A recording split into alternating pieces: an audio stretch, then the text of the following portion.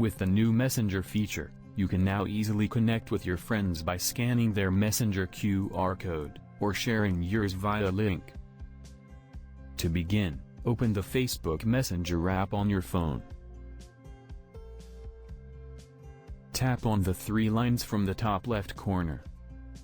Then tap on the settings gear icon beside your name. You will then see the new QR code icon at the top right corner. If you don't see this option, you need to update your Messenger app. Now tap on it. This will generate your curated QR code for your account. People can scan your QR code to send a message directly to your chats list. From here you can share this code to anyone via different social media apps.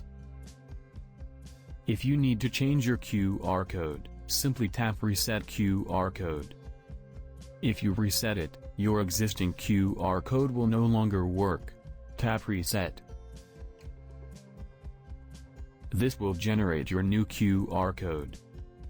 So basically, these are all the things you need to know about using QR code on Facebook Messenger.